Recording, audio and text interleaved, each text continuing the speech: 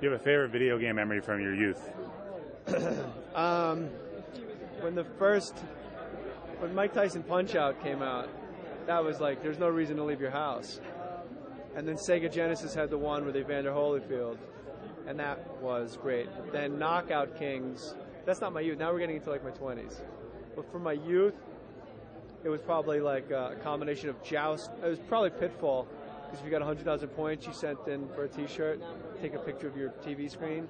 That was a big day in the life of me when I broke the 100 Gs on Pitfall. Now you got the creator of that game here tonight that you're going to meet. I know. Last year they showed like all of his work, and I was like, this guy's busy. What are your thoughts about what they're doing today with video games?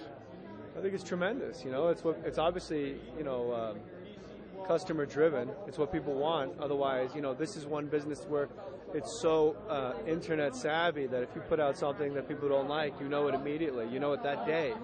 People are on the message boards killing you. Like, I don't like the way this moves. I don't like the way my gun gets stuck. And how about when I go to no Russians level, my guy doesn't jump the same as he did before. Like, gamers are on. They're on top of it. If you put out something they don't like, it's over. I mean, there's a couple skateboard games that don't get played anymore because they got passed by other skateboard games. What are your thoughts, being a gamer, to be able to be around all these people every year that make them? I think it's pretty cool. I actually wish I could spend more time with them in like a social setting and just pick their brains. I'd love to work with them. I'd love to do more voices and more.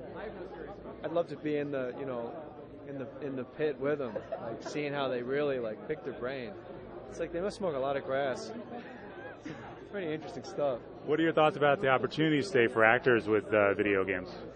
As a man with a mortgage, I think it's tremendous. But I would like to say I would like to do a lot more. What my wife did, and I did a couple voices, and then my wife was Silver Sable on like Spider-Man cartoon, and we both did voices for like Leisure Suit Larry and stuff. So the Mohr family is ready to do voices. Contact me. What are your thoughts about video games going to the big screen these days? Well, it's obviously working. I mean, we got a Academy Award nomination out of it, right? Look at we. Like I'm obviously a gamer. I think if you pick the right video games, you're out. I mean, nobody wants to see Madden on the big screen. But as long as you keep it to the games we love, you know, Call of Duty and stuff, that'll be coming soon. Playing Madden on a big screen would be fun. That'd be pretty good. That brings us back to Reefer.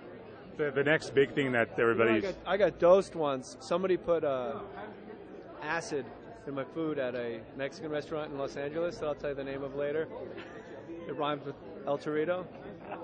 And me and my wife were like tripping balls. It's on. I wrote an entire blog about it on my website. And I went home and played Madden for 3 straight hours. Like, I was like, we were really like having a hard time.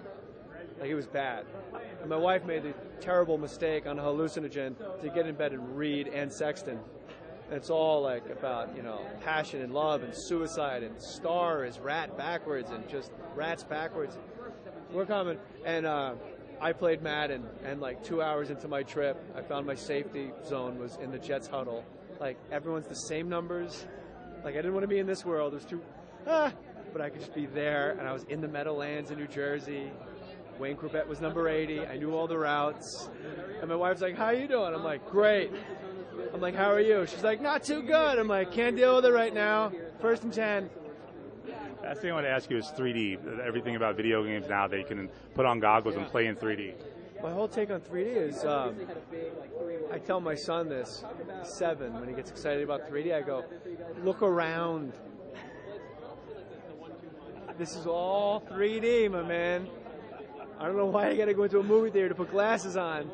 You get the same sensation you had from the parking garage to the movie theater. It's fun, obviously, but, you know, you can just drive your car, stick your head out the window, you get some 3D. Thank you. Thanks a lot. It was great to meet you.